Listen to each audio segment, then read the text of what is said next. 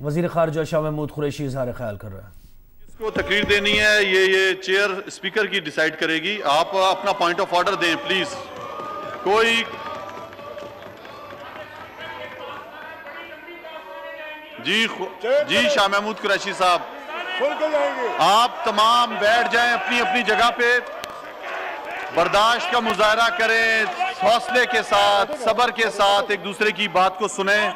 पूरा मैंने मौका दिया है ख्वाजा आसिफ साहब को, अभी उसको जाती वजात करने दें शाह महमूद कुरैशी साहब को।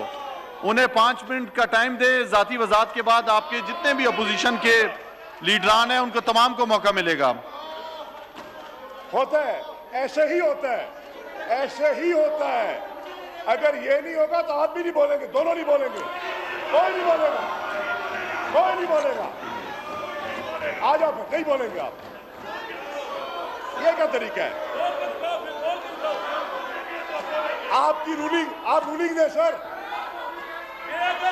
अगर आपकी रूलिंग नहीं मानते तो फिर ये क्या क्या आपकी बात इनकी मानेंगे आप? जी शाह महमूद कुरैशी साहब, हाउस ऑर्डर करें ना सर। ये तर्ज अमल मुनासिब नहीं है। मैं समझता हूं कि आप सबको मौका मिलेगा, सबके नाम मेरे पास हैं। आप 5 मिनट जाती वजात करने दें, उसके बाद आपको मिलेगा जी मौका।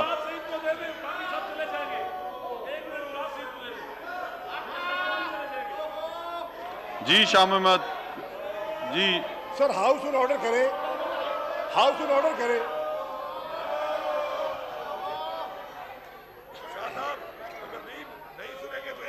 हम नहीं बोलने देंगे। आप सबको कहेंगे तो ये नहीं बोलेंगे। आप हमारा पसंद कर लीजिए, हम नहीं बोलने देंगे। आप कहें अगर 500% हाउस ऑर्डर करें, हमें हमारा 2-2 मिनट बस फिर शक करें बात।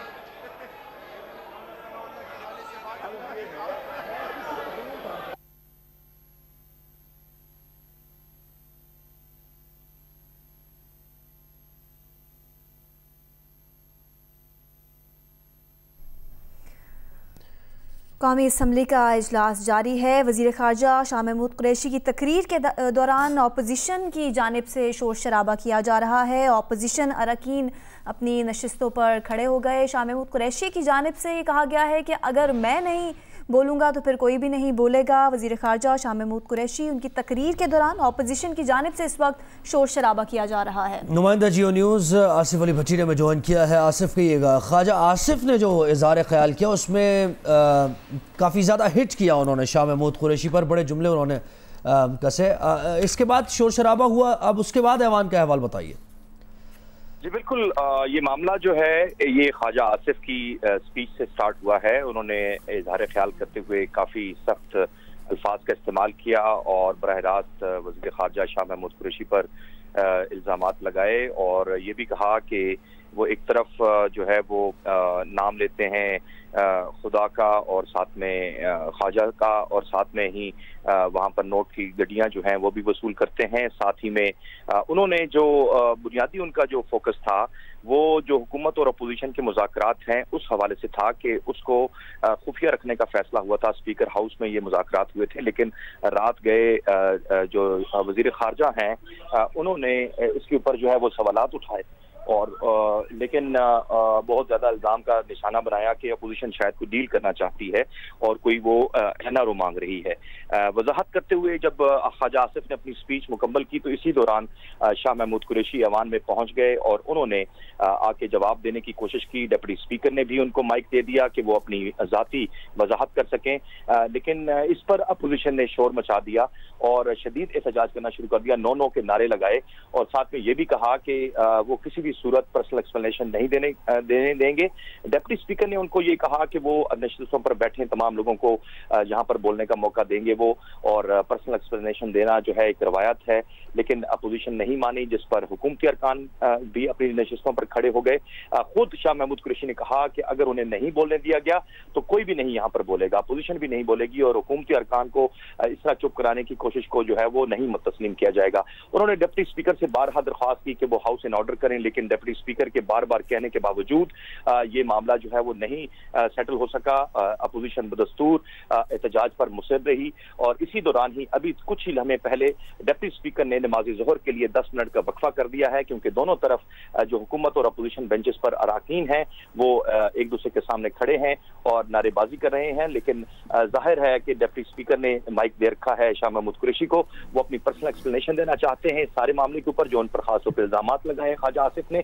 मैं अगर थोड़ा सा अपने नाज़रीन को ये बता दूं कि जो ख्वाजा आसिफ हैं उन्होंने तफसीली तौर पर जो बातें कही हैं उसमें दो चीजें उन्होंने कही कि नैब कवानीन के हवाले से जो बाई लॉज हैं उनके ऊपर जायजा लेने की बात हुई थी और वजीर खारजा ने यह तासुर दिया कि हम नैब ज़दा हैं और नैब कवानीन से बचना चाह रहे हैं। हालांकि फैटफ के जो 2 बिल्स हैं उन पर इत्तफाक राय पहले ही हो चुका है। इस बात का ना ही हुकूमत की तरफ से इजहार किया गया, ना ही शाह महमूद कुरैशी ने इजहार किया, लेकिन हमारा एतराज यह है कि ऐसे तमाम कवानीन जिनको सियासी तौर पर इस्तेमाल किया जाता है उनको खत्म किया जाना चाहिए। और उन्होंने यहाँ पर यह भी मेंशन किया कि हुकूमत की जो है वो टाइम आसिफ हमारे साथ ही आप मौजूद रहिए। कौमी असम्बली से तहरीक इंसाफ के कराची से मुंतखब अरकान कौमी असम्बली ने इससे पहले एहतजाजन वॉकआउट किया है। आसिफ, इससे मुतालिक भी हमें बताइएगा। ये मामला जो है वो जो कराची में बारिश हुई है, मुल्क भर में वैसे तो बारिशें हुई और मुख्तलिफ मुल्क के शहरों में हालात बुरे रहे, लेकिन यहाँ पर MQM और तहरीक इंसाफ के जो अरकान हैं उन्होंने सख्त एहतजाज किया है। कराची में बारिशों से होने वाली तबाही पर उन्होंने ज़िम्मेदार सूबाई हुकूमत को करार दिया है और यहाँ पर MQM के उसामा कादरी ने ये इजहार ख्याल करते हुए कहा कि उन्हें आज कराची का नोहा पड़ना है। ज्यादा बारिश होती है तो ज्यादा पानी आता है, लेकिन आप बताएं कि आपने इंतजाम क्या किया। कराची के 3 करोड़ आवाम के लिए 3 करोड़ रुपए महज रखे गए और वहाँ पे हालात ये हैं कि हर घर से जो है वो पानी निकल रहा था और बहुत ज्यादा तबाही और बर्बादी हुई है। एक बच्चे की हलाकत का भी उन्होंने जिक्र किया, जबकि साथ ही में ये भी कहा कि कराची के सनतकारों और ताजरों से गुजारिश है कि वो टैक्स देने की बजाय खुद खर्च करें आवाम के ऊपर ताकि आवाम के हालात बेहतर हो सकें। इसी दौरान ही जो MQM और तहरीक इंसाफ के कराची से मुंतखब अरकान कौमी असम्बली हैं उन्होंने ऐवान से एहतजाजन वॉकआउट कर दिया। जी, बहुत शुक्रिया। आसिफ अली भट्टी हमें कौमी असम्बली का अहवाल बता रहे थे और कराची से जो मुंतखब MNAs है MQM के उन्होंने भी वॉकआउट किया और दूसरी तरफ ये भी मामला चल रहा है शाह महमूद कुरैशी और ख्वाजा आसिफ ने दोनों ने इजहार ख्याल किया है और उसमें काफ़ी गर्मागर्मी।